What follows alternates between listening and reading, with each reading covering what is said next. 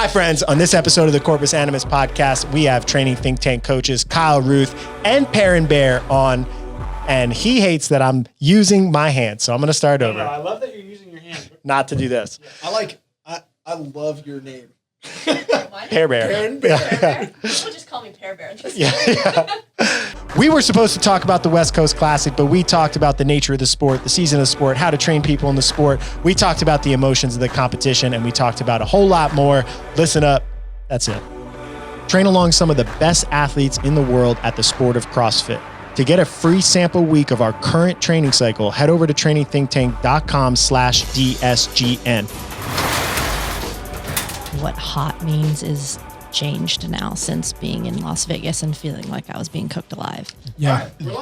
Yeah. Convection oven. Yes. Going outside. Well, I mean, I lived in Scottsdale, which was about as hot as Las Vegas, but that was exceptionally hot. Yeah. Because I don't think there was like 3 straight days of 110 degrees that often in June when I was living there. I've been in 102 degrees before here in Atlanta and when I was in North Carolina, but nothing even close to 117. That was Our car got up to 125 and it literally shut down in the middle of the road at one point. And we were like, this is not Yeah. The weirdest thing for me about that type of climate, which I don't feel like happens here even when it's hot, is that when you go outside at 10 o'clock at night, it's still hot. over 100 degrees and you still get that, like, you breathe in and you feel like you're in a dry sauna. You're like, what the hell is this? Dude, at the hotel, when you walked past the door that would lead outside, so you're in the hotel air conditioning, but when you walked past where the door was, even if the door was closed, the heat coming from outside like made that area of the room hot. I was like, what is happening? Yeah, I went on 4 or 3 20+ minute walks in the like heat. And each time when you come into the air conditioning, it's like the greatest relief. And it was just therapy. walking. Yeah. Like I was just walking with a bucket hat from one place to another and got into the casino. I was like, this is great. It did feel like you were just in a sauna, Yeah. but you were outside. It was very strange. It makes sense that's a great place to have a bunch of casinos because no one wants to be outside. They all want to be in the air conditioner. In the air conditioner. Yeah, it is for sure. Speaking of that, let's start in the middle of the competition with the ruck run and the experience that I know is burned in your head and my head. Yeah, that was very emotional. I know, it's crazy to watch. I might have started crying a little bit watching You did? Christine, but I might have. Yeah, Christine Bell. You were next to us too? Yeah. Yeah. I walked over there as medical was standing her up. So to preface. Yeah, what was this, the event? She was in second. She was way at the front. was in The second. workout was 4 laps. They started in the arena with a ruck on. They ran the weirdest Zigzag Tetris course. Yeah, they did like an airplane waiting area line. That's a good way to put it. I got to give credit to Adam. He said that. He sent me a picture of it. He was like, this looks like the lines at the airport security. And I was like, this is where TSA they're, line. yeah. Yeah, I was like, what the hell? They ran security queues. Yeah, so they ran around with the ruck, which was about 1,500 meters. Then they picked up a sandbag, did that same loop, picked up another, dropped the sandbag off, picked up a heavier one, did the loop again, and then one final time. So it was 4 laps. All of them were done with the rucksack, and laps 2, 3, and 4 were done with a progressive sandbag. And Christine Best was in second place for the entire 3 laps and 90%. It was literally the last turn. So she had less than 100 yards to get to the final turn and then run in through the building. So I would say she maybe had 150 yards in total left in the race. Would you say that's pretty accurate? Yeah. Came around that final turn. And did you guys watch her go down? So initially? I was like a little bit farther away looking, and it just looked like somebody was running sideways at the turn. And I was like, that was kind of weird. And somebody was like, Christine Best looks kind of messed up. Maybe it was you that told me. Yeah. And she was progressively. So I watched her come around that turn. Sideways running is a good way to put it. And then she just progressively got lower and lower and lower to the ground. It's not like she came around the corner and just like face planted. Yeah.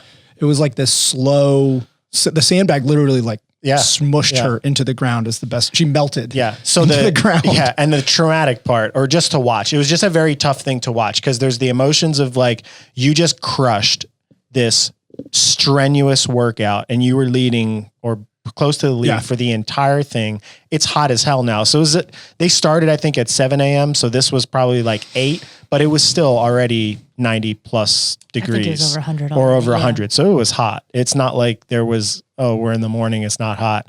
She fell to the ground, fell backwards. The sandbag came off of her. She had to have tried to get up 5 times. 5 times. And there were some people there that were like cheering it on because like it's so hard to watch somebody that's that close to the finish line not finish and at some point I was like, I wasn't screaming to the medical, but I was screaming or saying it so that the people that were at the like in front of me could hear. I'm like, she needs to stop. Like she needs to just like they need to. That's like a serious issue. It's not something that she's not going to be able to pick that bag up and finish right now. Yeah. So it was just a whole weird, tough situation. And I think part of it was tougher on the medical staff because I think they put in some sort of a rule or something that the athlete needs to verbally say they want to pull out.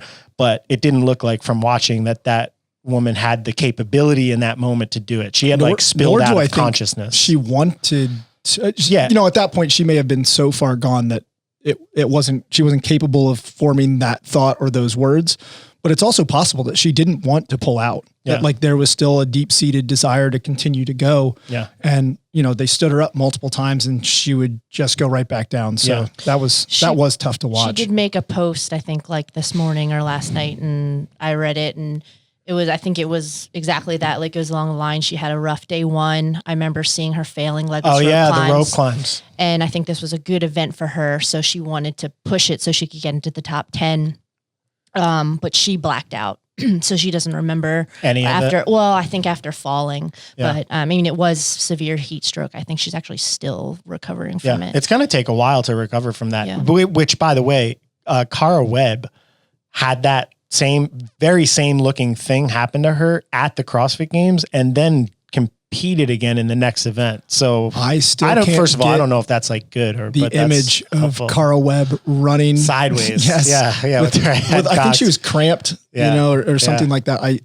I can't get that image out of my head. When I watch athletes like that, I hate to admit the vulnerability, but all that it makes me feel is like, I'm not tough enough and I don't want to I don't have anything that I would suffer that much for in a competition. I don't think. So something I want to point out, Max, you and I did a podcast on exercise and the heat and heat stroke and things like that. And one of the things that we talked about was the fact that females are more vulnerable to heat exhaustion. And the 3 people that had severe heat issues at the competition were all female. Yeah. I think number one, if you're a takeaway from this, if you're a female and you're competing at an event that even has the remote possibility of having an endurance event in the heat, you need to spend a significant amount of time acclimatizing to the heat before you go compete. Yeah. And it's like, I think it would require like a month of preparation beforehand. For sure. Something to also take into consideration that the 3 athletes that went 1, 2, and 3 on the female side all live in that climate. Yeah. So could play a role like air humidity, temperature. They're also really good. So they might have done that anywhere, but yeah. All confounding variables. Yeah. Yeah. So that sets the tone for the environment that we're in. The casino was a smoky casino, which I found out there's only one casino, I think, in Las Vegas that doesn't allow smoking. All of them allow Let's smoking. stay there next time because I can still smell cigarettes in my nose. And they just must have, they supposedly have like the best air filtration systems out there to like suck the air out. But that hotel was smoky, like smelled like cigarette smoke. I dreaded walking through the lobby to go to the venue each day. That for sure. That was like a humanity contrast for me, watching the CrossFit culture intermingling with people. I don't mean this judgmentally, but it was like watching the most physically capable people on the planet and the least physically capable people on the planet intermingling in the same space, sitting down, obesity, smoking, like all right there up front. And it was like kind of weird to watch. And it was almost like they looked at CrossFitters like circus animals. Yeah, we probably looked so weird. Yeah. Well, We are. Yeah. Let's face it. That's also true. Yeah, we're off the norm of humanity. Yeah. So, what other big moments at the competition? We want to just start. Hold on, before we go, event we by got event? Perrin here for the first time. yeah. So she coaches Jordan, who was at the competition, and Caroline, who was at the competition. Someone Yeah. else? Am I missing someone? Well, she's also helped me, I think, with all Everybody? of my athletes. So I think that anybody that Max coaches, I think all of the TTT staff can call their athletes as well. And Perrin, I think, has been as valuable as anyone in taking over the responsibility of helping me with on-site athletes. So Lauren was there competing, and she helped with Lauren specifically. She's helped with Noah when I was out of town. So She's judged Cedric and Jake and held them accountable in workouts and things like that. So she's basically anybody that we have that's on site. Perrin has had a hand in helping in is some this way. enough ego fluffing for No, keep Perrin? it going. Keep it going. I feel like my biggest strength is just giving people hugs when they cry. Yeah, you definitely have helped me on that front too, because I'm just not that much of a hugger, and I don't think it clicks to me that, oh, this person's crying, they need a hug. Maybe now I'll just start doing it. It's like, I hey, mean, come on. We did send you over to Adam after the very end of the competition specifically. Well, that was hard. Well, first of all, I don't ever know what Adam's feeling. True. Adam coaches Alexis. Yeah, so who- setting the tone. Alexis ended up. Do you Go, wanna no, know? you go for it. Yeah, I suck at talking. So Alexis, she competed well all weekend. And I mean, if the ordering of the workouts was different and she finished in sixth, I don't think it would have been as hard of a pill to swallow. But the way that it played out, she crushed workout 6 and won and put herself into fourth in a qualifying spot leading into the finale. With a decent point gap. Yes, with I think it was 28 or 38 or something like that. 28 sounds good. Okay. I think it was less than that. Less than that? To sixth? I think it was 20 something. Yeah, okay. points. Okay. So some number of point gap between her and sixth place.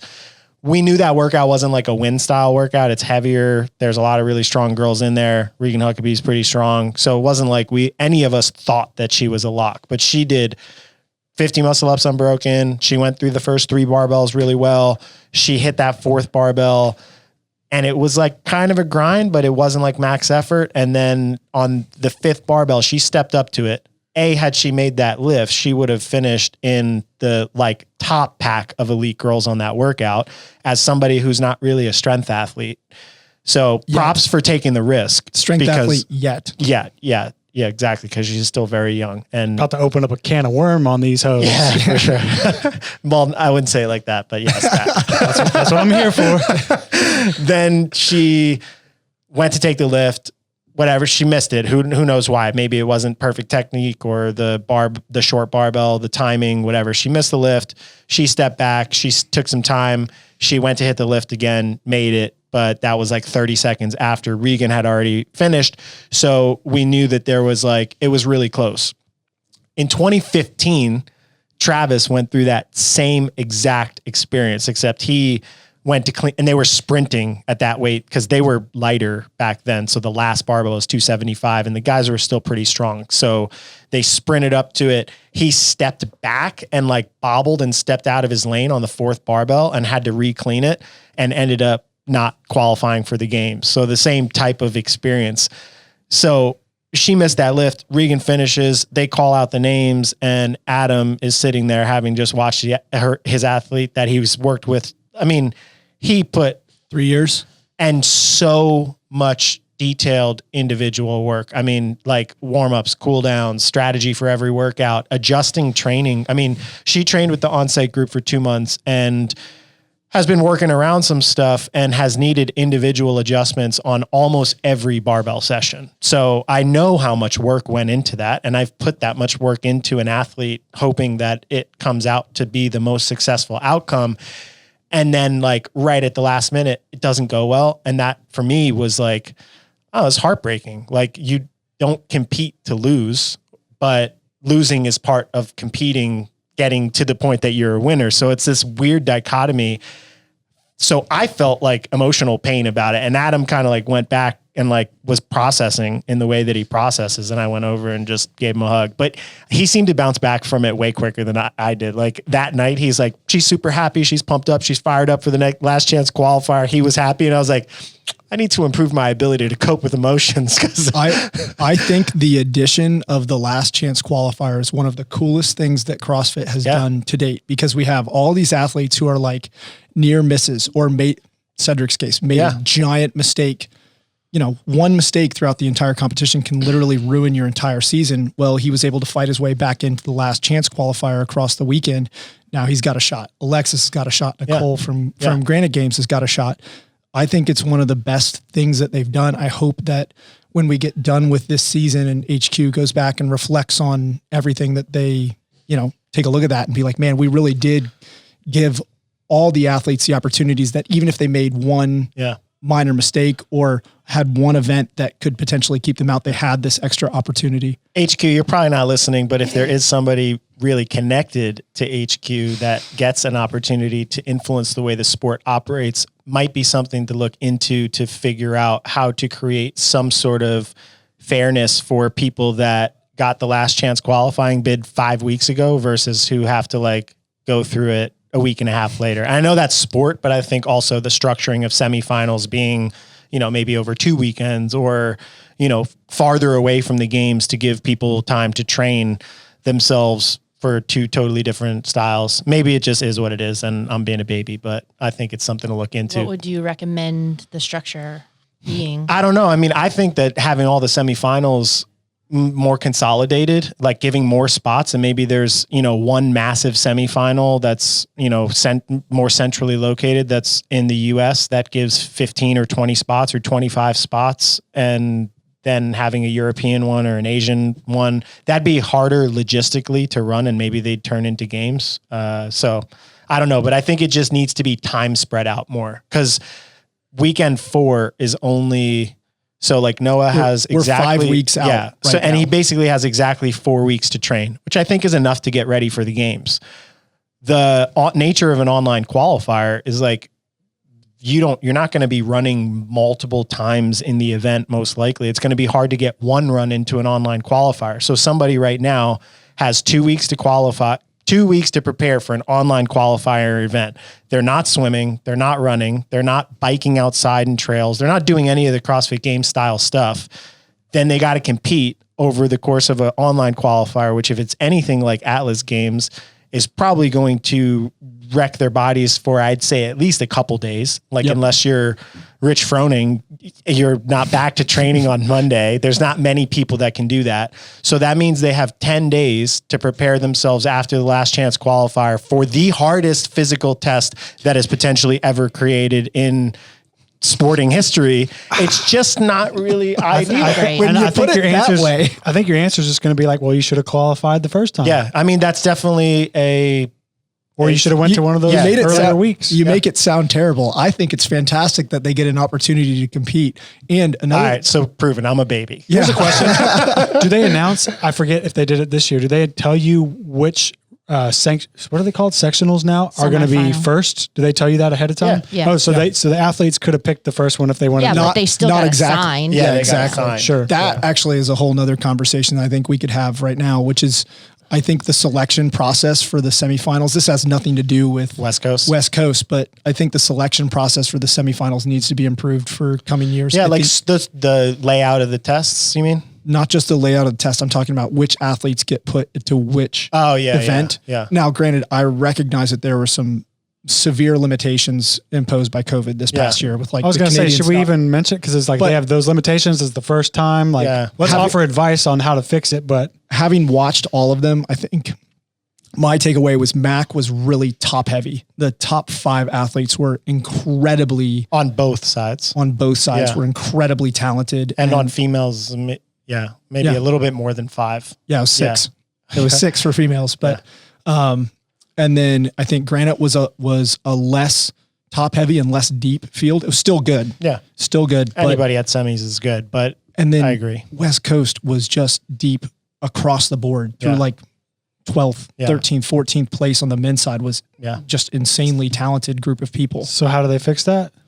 I think they need to, personally, I think they should take into account the athletes' finishes over the ones that they choose, right? So what they did this past year, I don't know how many of our listeners actually know how the process worked, but essentially after you qualified for a semifinal, they sent out a questionnaire to every athlete, and they got to rank order what events they wanted to attend. So like if you liked West Coast, you'd put West Coast as your top, then Granite Games, then MAC, then, the Atlas online.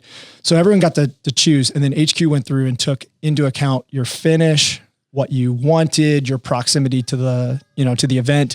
And I think in the future, it should just be based on your finished, assuming that travel restrictions and everything are removed. And I think also if that's going to be the case, you also have to make, I don't want to be super critical, but better tests in quarterfinals. I mean, you have no muscle ups and then tests like there's girls that couldn't finish 15 muscle ups. Yeah. So like they really shouldn't be at the semifinals. So if you actually want to distribute like, okay, where's your current fitness right now in the quarterfinals? And that is going to be the dictator of creating balanced semifinal fields.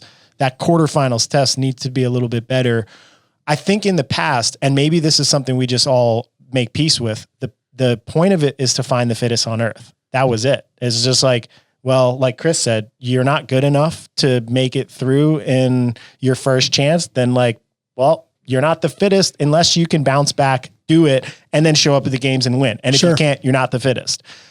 That argument, I feel I completely understand, but we have to be very clear that then the sport's major goal is only about the winner. It's not about creating a sport where there's longevity of the athletes, multiple superstars, a competitive infrastructure where 20 or 30 people on both sides of the field can earn a living wage being a competitor. So I think the conversation has to be had. And I don't know if it's weird in this sport. I don't know if coaches like us are the people to have that conversation because I'm heavily biased. I'm super like the experience of the athletes that I coach is going to dictate my criticisms. For sure. And that's probably true of every coaching organization. But I feel like if all of us could throw our ideas in a hat and there's a group of people that kind of sift through that stuff, I think we could make the sport better over time. I think some of the results though speak for themselves. You had another girl in the Atlas games, I think Bailey or Rail. Yeah. She qualified and she was a backfill. She was like 120 something. Yeah, she won, right? I think she ended up winning or taking second. I think Prevo won. Oh, okay. But yeah, I mean, she was up there, and I think what knocked her down was the 4RM front squat, which I've seen that a lot. Like I had a client that pretty much took him out of it. And so and even the woman who won Granite Games, she was 60 something. I don't remember in quarterfinal. So, I mean, when you see those things happen over and over and over again, it has to shed some light on like maybe these tests weren't the best test to find. Yeah. Or it could be the semifinals are not the best tests because they're then like, But then you're asking the question, like, which of the was it the open? Was it the quarterfinals or the semifinals that had the quote unquote best test of fitness? Yeah. And I do remember hearing Castro on a podcast, I think, say like, oh, we tested muscle ups in the final workout in the open. So I chose not to test them in the quarterfinals, but so many people qualified through the open because of the 10% rule that it basically just diluted the muscle up test entirely. I'd like to know mathematically if you like how many of those muscle ups you needed to do to make top 10%. On the women's side, not very many. Yeah. Like a small amount, right? Very few. A couple. Actually, none. I had a client who didn't do any muscle ups who made it through to quarterfinals. Another thought I had was like, I know the top 10% was supposed to be really inclusive, but it doesn't incentivize any of the athletes to try really hard, obviously, but what they could potentially do is what they've done for masters in the past is like, okay, top 10% make it to quarterfinals, but your score from the open ends up being a score for quarterfinals. I would have hated Do you know what I mean? Yeah. Just because I was terrible in event one. That would suck too, because you'd have to repeat that. Like you'd have to go back through the open again super intensely. I mean, also... Or maybe a percent, I don't know. I think that getting rid of the open as a qualifying opportunity for competitive athletes and incentivizing those athletes in a different way to do the open for community participation to help grow their audience and participate with their fans might be a way around it. Cause then you could just have quarterfinal, semifinals, finals. But how do you determine who goes to quarterfinals? Anybody can go into it, but the tests are super hard and they're made for athletes. We don't need to go through the process of being like, well, we're going to put wall walks into it because we want Susie Q to be able to do the same workout. No offense, Susie Q. Yeah. We love you. Yeah. I think if you did that, you could just be like, all right, quarterfinals, we're going to find really good athletes and we're going to find the top 120 in the US to send to semifinals.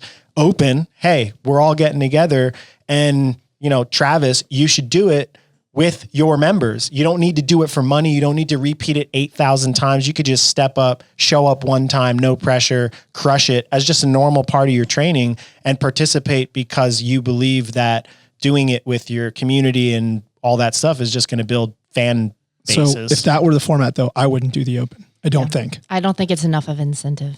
Yeah, I mean that's probably. But that's the question true, we're asking. Why like, does it need point? to be? What other sport? Like the U.S. Open in golf is not letting me go play. I mean, I think But it's, maybe they should. I feel like it's financial. They make a lot of money off of the Open, and they want their stars to do it so that they can advertise that. Yeah. All right. She just hit the nail on the head. Yeah, follow the money. Yeah. Can we make the Open 1 week and one test, or one one week week with and 3 5 tests? tests? Like just hey, we get together for a weekend and do the Open. We just went from 1 week 1 test to 1 week Yeah. 5 tests like Yeah. that. I like it. Yeah. I feel like there's a lot of stuff in the sport that has hung on for the last 10 or 12 years that have been really cool, that have kind of defined it and defined the community. But now at a stage where it's like, all right, we're trying to make a professional sport. Some of the old ways of thinking about like, well, the Open is our sport. It's, you know, like I participated in 2011 and it's how we've been doing it for the last 10 years. Some of that might have to like get changed a little bit. I think you could still have a mass participation CrossFit Open thing that is not the start of getting to the games, or maybe it's just one option. Like, hey, if you finish in the top 10 of the Open, you get an automatic bid to the games and you don't have to go to semifinals, something like that. That where then is definitely athletes an could just incentive. choose. They could be like, well, fuck it. I don't want to participate in a 3-week long thing. I'm just going to go into the quarterfinals. And nobody who's going to finish in the bottom 90% is going to sign up for quarterfinals anyway. They're like, well, I can't do muscle ups and all that stuff. I don't want to do 180 GHD sit-ups and 180 pistols. All right. So here's a topic shift, a slight topic shift. West Coast? Well, sort of. Okay. So the season's essentially over for the vast majority of the athletes that competed. Obviously, there's only like anywhere between 2 and 5 people that are moving on from each of these. And some of the people have the last chance qualifier. How would you approach seasons for the athletes who didn't qualify differently? I mean, this is the first thing I think of when, you know, I look at Jake. This is who a didn't question we qualify. actually got from our Instagram that we'll do at the end of the show. So how would you approach, knowing this season structure, assuming that we get the same season structure for next year, how do you approach? Why would we make training? that assumption? Well, I feel like this is the first I will year say- where we can. Yeah, I agree. Castro- It's going to be similar. Castro said the Open is 3 weeks. So if the Open's 3 weeks, it's not the primary qualifier for semifinals or regional, whatever the next stage would be. So how would you approach it differently? Like, what would I have learned from having gone through the semifinal, and how would I train people differently? Semifinal, what have you learned from the Open quarterfinal to semifinal process? Yeah, I don't think I don't think I'll do a full reflection personally until my season as a coach is over, because it's really hard to do that when like my mind and all of my planning stuff is focused on the 3 individuals and getting team training sessions. So it's kind of like, as people fall off, I'm like, all right, you're in off season mode until I can like get back and ready. But you're in a different boat than Perrin and I, because I've got 3 masters athletes that are moving on. And then I'm for the first time ever moving on. Yeah. But then outside of Cedric, everybody else is moving on to their off season structure. Yeah. So I really have a lot of them did after quarter. So I've got to think about, how do I approach Have you put this? any thought into it? You give your answer. It's Perrin. Of course she's put thought into I it. mean, I'm going to throw you a meatball so I don't have to answer I it. have people that have been in the off season already for weeks already. So I think you can make the safe assumption that it's going to be a similar structure from next year. I also think there are more competitions that are going to try to monetize things like Rogue Invitational and Wadapalooza, Dubai. So there's going to be other opportunities to compete before the Open next year. So those things I think you have to weigh as well. If somebody didn't make it and they don't want to wait a full year to compete again, I think getting more experience and preparing them for a competition like that could be really valuable. That being said, you just went through 5-6 months of hard training and progressive training. And I think you need to back off a little bit just to give the mind and the body a break. So for some of my athletes who have their eye on maybe something 3, 4, 5 months down the line, we are in off season, but it's not, you don't take everything away necessarily. Yeah. And then, so making the question more specific, how would you train people for the Open, quarterfinal, semifinal games structured differently than we did this year? Or would you do anything different? I don't know if I do that much. I definitely will. Yeah. I look at a lot of the athletes that I had do quarters who did really well, but just missed. Yeah. And I realized like, I kind of fucked up. I prepped them for what I had assumed the quarters would look like, which to me was more similar to opens in years past. Yeah. And the tests in the quarters were more similar to what I think of as regional tests, as old regional tests, that GHD pistol rope climb, very similar to old regional tests, the heavy power snatch, burpee box jump over at 30 inch. So I had prepped my athletes thinking like light power snatches and bar facing burpees and, thruster chest to bar and that type of stuff. And then that's not what was tested at all. Yeah. That was tested in the Open. So like to me, I'm not peaking anybody that has that caliber fitness for the Open ever again, unless they change the format, because 10% is just at that point, if you're trying to make it to semifinals, you're well above that, no matter how you feel. Get everyone to all of those athletes, forget about your Open placing. Yeah. It just doesn't matter. We are going to focus on quarter and semifinal style training and tests, because those are what are going to get you through to the next stage. I want to just interject real quick and we can jump back to you. I focused on I made the assumption that the people that I was primarily prepping were going to be ready for quarterfinals to make it through no matter what, or would be like prepared for it no matter what. That might be because my contingent of athlete is much smaller and much higher in terms of their overall capacity. So when you ask the question, I was thinking of it in terms of that context, but I agree with you now. If the goal is just making it through quarterfinals, I would definitely, even I think for the design for our competitive online program for the RX path, I think that the peaking structure is going to have to be solidified heavily around quarterfinals, heavily, almost that is your maximal peak. And then there'll be another path that will be I don't know.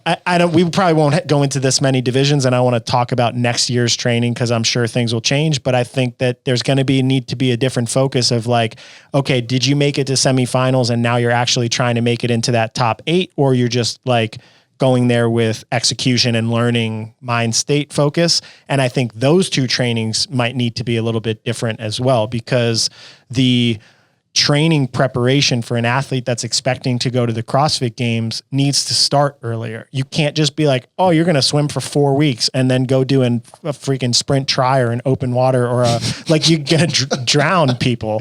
So there's so many levels or layers to the onion to try to figure out what it is. But I do think that's a good point, that the quarterfinals for sure needs to be a major focus for people in the same context that you said.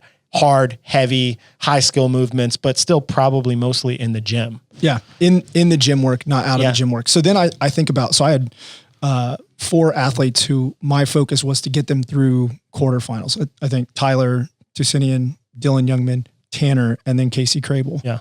And we did exactly that. And then they went to their respective semifinal and had exactly the performance that I think I should expect, which is somewhere between 18th and, the 27, 28 range, because our focus was getting them through quarters, was getting them qualified there. I think the other thing I've been thinking about is I need to shift the way I'm thinking about with the athletes that did make it through. It's man, they all made it through. Next year, they need to be focusing on that top 15, top 10 range. But it's tough too, because if you're in that boat in one previous year and the field's getting younger and better, even just for somebody that had trouble qualifying this year and then did like, where they expect in semifinals. It's not like they're, even if they progress, that it's a guarantee that they go through because the field's getting better. So it's like you could potentially be in that, like, I'm on the 120 bubble, like the qualify to semis bubble for 3 or 4 consecutive years, or you could be on the bubble 1 year and your rate of development can be so fast because you're young or new to the sport or whatever. And you go back in the next year and you're like, oh, quarterfinals is a joke now because I'm so much more fit. So it's going to be a weird thing that's always dictated by the training quality of that whole year leading up to it. I feel like that's one thing I saw even at West Coast was there's clearly a big gap from the top to everybody. Yes. Yeah. Like enormous. And you just look at the point spread. Like, yeah, you can look at rankings and look at, okay, 6th place, maybe there's a giant 100-point gap to 7th. And it seems like, 7th, 6th, they're right next to each other. But if you actually look at the points and the finishes, I feel like there's a pretty clear difference, especially on the women's side for this competition. But each competition seemed to be a little bit different. Yeah. Like some of them had, I think these men were all veterans. Yeah. And then other competitions, it's like rookies. So that's what I was going to say. Is there something to be said about experience? Well, especially this season at West Coast, I would say that experience played a huge role. Noah in competition had done 6 of those 7 exact tests or like variations of the exact test that they used to model. And I think that gave him a lot of mental confidence going into it, being like, well, I know what it's going to feel like, kind of. I know approximately the time. I know that I've done that workout and then done other workouts past, and has an experience of doing like 7 workouts over the course of 3 days that are pretty tough. A younger athlete, there were some young athletes. The most notable example was back to that run. The 3 young gun athletes, I forget who they were. I think it was like Sprague or Sprague, Dylan, Dallin Pepper, and then one other one. I think they were in the lead for the run. The first lap. For the first lap. One of them was leading the entire race, James, until Cole Sager picked him off in the last 50 yards. I mean, it happened inside the venue at the finish line. To me, that's just like a young experience thing. It's like it costs way more energy to be the pace setter. He set the pace for the entire field, for the entire race. And people behind are just watching him like, okay, like I'm losing a little bit of ground, I'm gaining ground, whatever. And they're just monitoring basically from behind. When you're in front and you're not looking back and seeing like, am I spreading the gap, or somebody's yelling to you like, oh, you're doing great. That is a really, really energy costly. I think you're going to see all those athletes over the course of each season just get more veteran in their way of handling it. For sure. This test specifically, I think because it was all repeats, all the guys that qualified or girls that qualified, I think that competitive experience played out. Was it all past games athletes on the female side as well? I think so. Yes. Yeah. As not individual though. Has Regan been an individual? She's been individual. Oh, she has? I think so.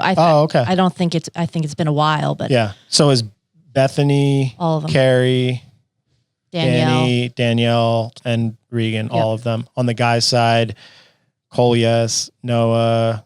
It's all of them. Who's third? Cowboy hat. Oh yeah, Sweeney. Yep, thank you. Yeah, Will and Brandon Luckett, all individual games athletes. There's something to it that they could also just be like better. Like if you've been to the CrossFit Games 5 or 6 times, you're probably pretty freaking fit and good at competing and resilient to dealing. Especially if you've been 5 or 6 times, it means you competed in California in that heat, which means you might be a little more heat adapted or just more experienced with dealing with, coming back from a tough run and getting back into it. Should we talk about the competition at all? Sure. No. We're 38 minutes in. I think instead we should use this opportunity to bring up remember all those like accounts like what was it, Nike weightlifting or Beast Modal Domains, Ben Smith's dad.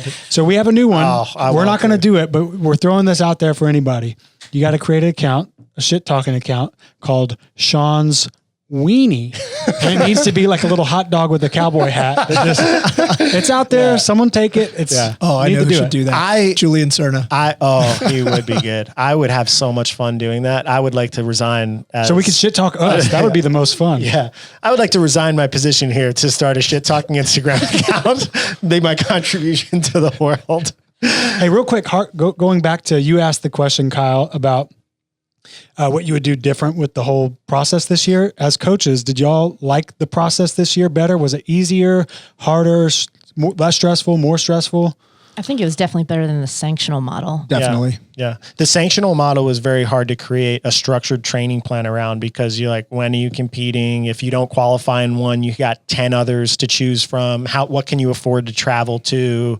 Well, you're constantly peaking someone for a qualifier, because sometimes they only take the top 10. And the open was 20. so important. So I think this season was better than the last two. I really, as much as I don't know if this is true at the time, I enjoy the open regional games format because it's just structured. It's not perfect, but I think in order to help people get to a high level in something, you can have some uncertainty, and the unknown and unknowable is a really cool part of our sport. But if there's too much, I feel like you just especially if the lines of communication and what's getting delivered out is not 100% tight, and some people have access to that information earlier than others, and it's not really unknown and unknowable to them because they've had some time to experience and practice it.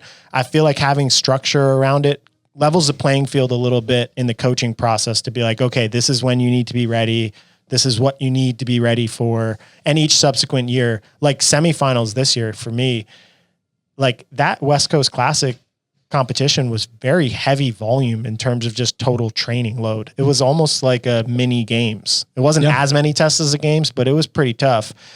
The online qualifier, that was a super tough test as well, but in such a different way, like so many gymnastics sets that were really big and jammed together. So it like, each one is sourcing a different style of athlete, which means if you have some sort of insight into the philosophy of the programming of that specific one, you might have people selecting styles of semifinals that they want to go to based on programming. What do you mean insight? You mean like insider info? Pick? Yeah, or that's even what I meant. Something like West Coast announced when they were doing their 2020 version that they were all going to be past tests. And so if you know that and you're like, man, I used to do really well at the old regional format or the old, well, we didn't know it was going to be games, but when they announced it, they said it was going to be like all old regional workouts. Man, if you're someone who used to crush that, which now in hindsight, it's all games athletes who've done well on those tests, literally on those tests. So or maybe there's something to be said. Looking at the venue too, like the Granite Games venue. Oh, well, that was a new venue, and West Coast was a new venue. Oh, actually, and MAC too. Yeah. But well, look, so I kind of had the assumption when I created the on-site semifinal group training program that we would keep it as rounded as possible. And so I had them running 3 days a week for the first 4 or 5 weeks of the training block before things started to get kind of messed up when it got all split up. Like Travis went in week one and people got tired. Specifically, and it's not a call out type thing, but because the competition of West Coast was in Las Vegas, we made the assumption that there probably wouldn't be any outdoor running. Because it's hot as hell. Because it's hot. And Jake specifically didn't do a lot of those run sessions because we rolled the dice. You know what I mean? Yeah, like which is good because we made a conscious decision. It was like, look, we need to prioritize your barbell work, which we were still right. Yeah. He actually did way better on the ruck run than he did even without a lot of any training, really. The heavy barbell work. So I still hold to our decision, but it was the wrong bet.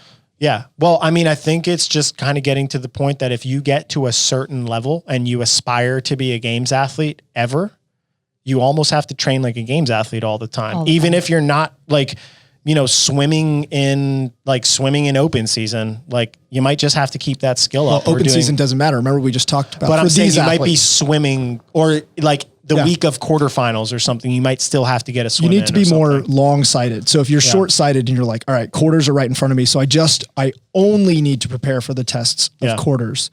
And you're someone who aspires to be a games level athlete with this current season format, you're kind of screwing yourself in the long run.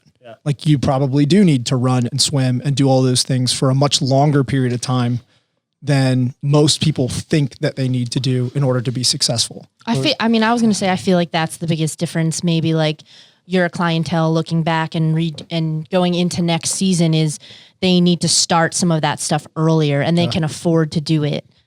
Because you're looking at Noah finishing right now and he has 4 weeks to train for the game. So if he hasn't been doing that for the past few months, it's like, well, so that's the games athlete view or perspective.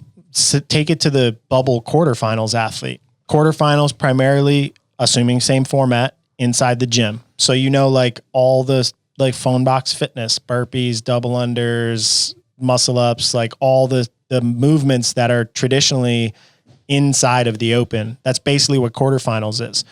Then you make it and you have 6 weeks potentially, or whatever the time frame is, to prepare for a 6K run ruck.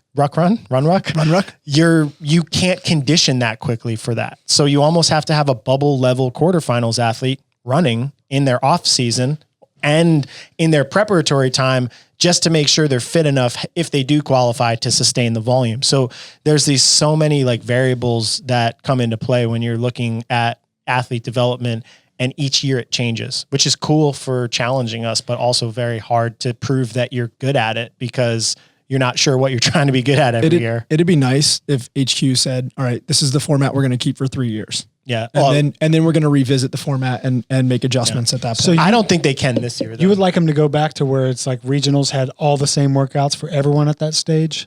I don't know. I think that would be boring. I kind of hated watching the same workouts every week. I just think there needs to be some sort of uniformity in what what is a good test? What is a good subset of tests in the semifinals? What type of athletes do we want at the games? Once you have that, I think we can back engineer so the testing styles are similar. Do we want it to be high volume, or like some of the competitions, it was like 1 test, 1 hour rest, 1 test.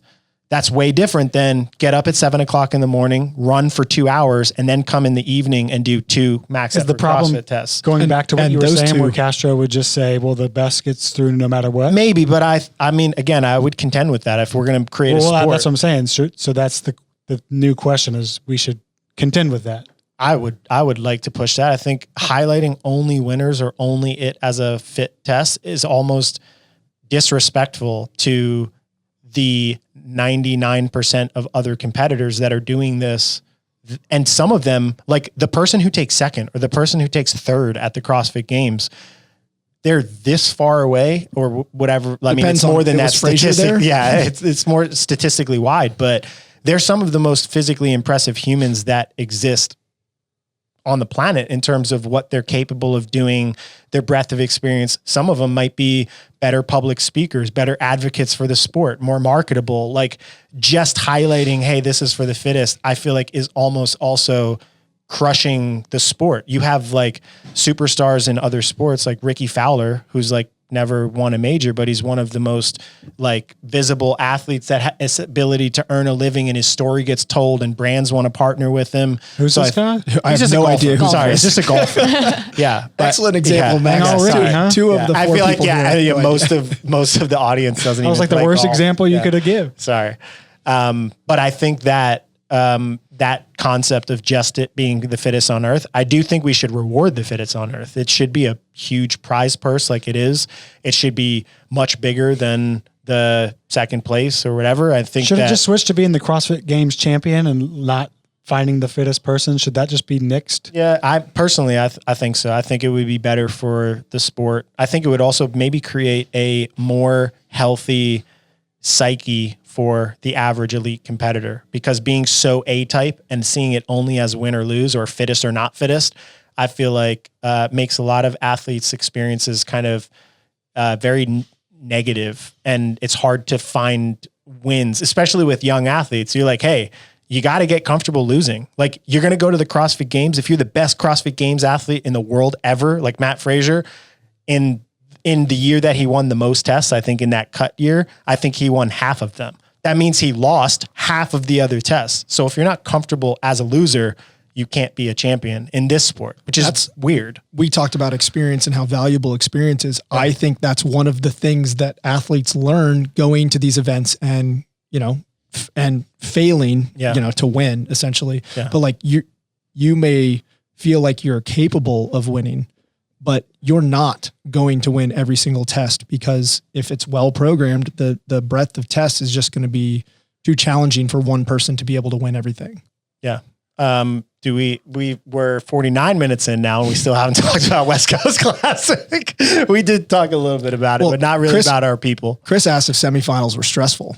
And I would say this was more stressful than the sanctional format, because in sanctional format, if you screwed up, there's like the next event in like 3 weeks and you're going to go get to do that one again. And then, 4 weeks from then there's another one that you could sign up for. It's like more opportunity to compete. This was like, you got to go out there and you got to perform on this day. Yeah. And I will say, I like this semifinal / old regional format in that good stories evolved. Like, if we want to talk about this past weekend, I was coaching Cedric and Jake and Dylan and Tyler. And I think for both Cedric and Jake, like the story that basically got told about both of them was like, they had a really bad first day. Like both of them went out there and it looked like, their first regional, and it arguably was like their first regional in a really long time. They don't have the level of experience that some of those games athletes had.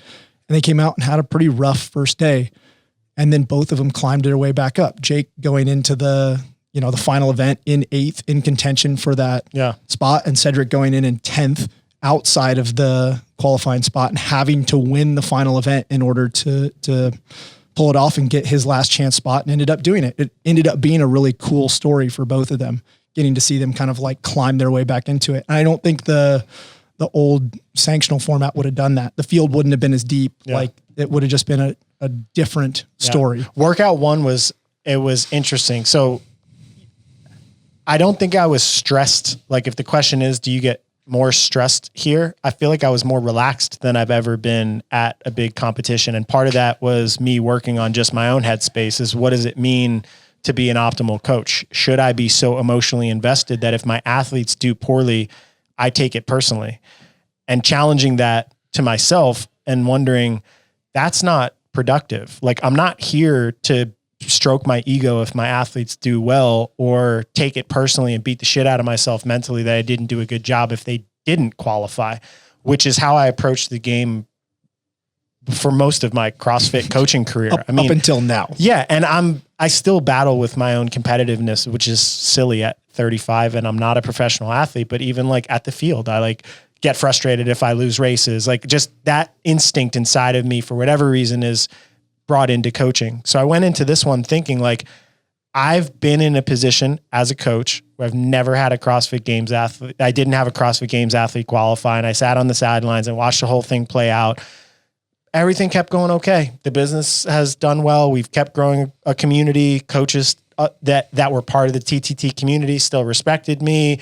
My staff and people I work with didn't think I was an asshole. Like none of that stuff happened. So I tried to go in with a mindset like, I'm here to support in whatever way I have. I'm going to just be a fan.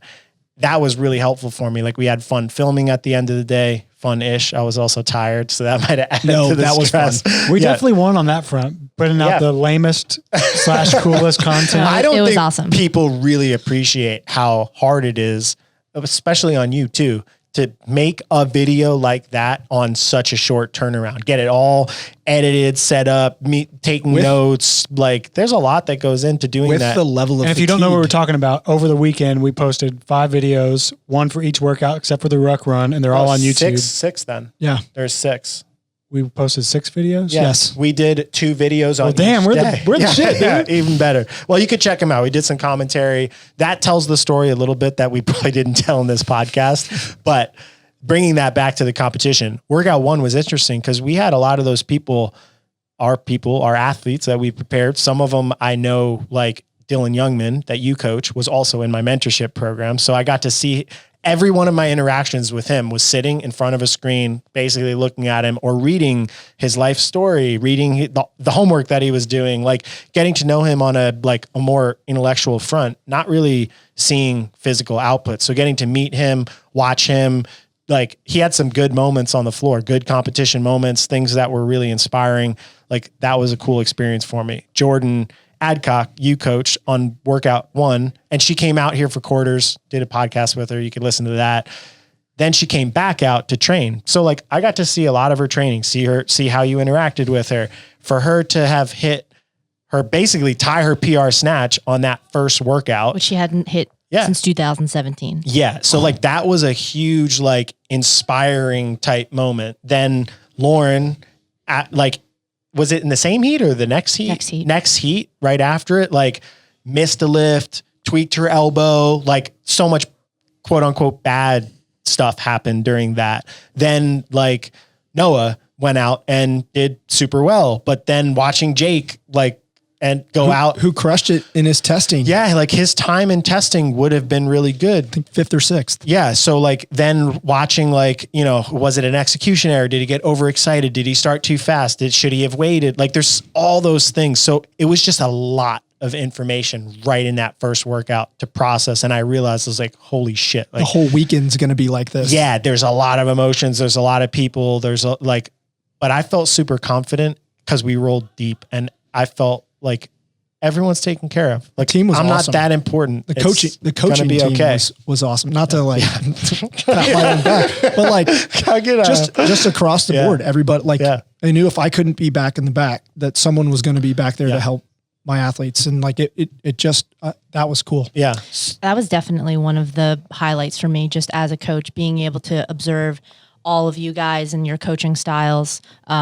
Because I definitely felt overwhelmed at certain points, especially because I think it started with Caroline was in the first heat and then Jordan was the next heat, then Lauren was the next heat. Yeah. And so it was always back to back to back. And I actually had a hard time even making sure I could watch them. Yeah.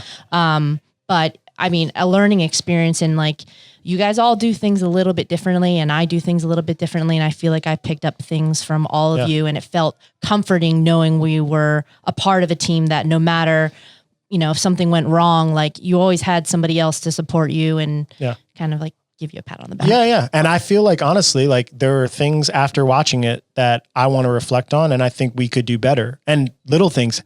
What is the optimal structure of who's in the warm-up area? How are warm-ups taken? When is movement work being done? How is it being organized? Who's out watching? Is there something being watched on the floor that's communicated back to the people in the warm-up area? Like, I want to keep getting better too. And I feel like we did get exposed, but walkie-talkies. We need walkie-talkies next time. 10-4. Yeah. Yeah. But this year may be a little bit different than previous years, is I didn't look at that and think like, man, we got to be doing it better. Are we fucked up? I looked at it like, hey, we're doing our best. We're doing a pretty damn good job, but there's still just more to get better at for the athletes, for us, like the whole process of how it works. So it's good that we finished and we all kind of recognize that there's things that we can do better, because it would suck to get done with the result and just be like, man, we crushed everything. That would have been impossible, I think, with that many athletes competing. And sorry, guys, we would just be very, very vain. That's the best. Yeah. That's the best we could do, guys. Sorry, next year's going to be worse. Yeah. So that first workout, I think that's the story for me of the whole West Coast Classic. Like, Noah qualified. He took second. It was his 8th CrossFit Games. Obviously, my expectation with him and Travis and Sandra really was different, because they've proven it. Like, you've been there 7, 8 or 6, 7 and 8 times. There's no reason in my head why we shouldn't, if we have a good training block, go in and make that happen. Noah gave me a lot more like stress this time specifically because there was a lot of health issues going on. I mean, he talked about it, like he puts his whole life out for everyone on social media. If you want to learn about it, just go to social media. But like he had kidney surgery. He had a catheter in his penis for like 4 days and couldn't do any training. Then after he had his surgery, he pissed blood for like 3 or 4 days. I was nervous about what that meant medically. So he had to get extra medical consultations. I was extra conservative with his training because I'm like, dude, I don't want to kill you, which I think is more important than you making the next CrossFit Games. And he's like, no, I want to push. I'm like, yeah, but I don't know if that's a good idea. Are you going to die from kidney failure if I do that?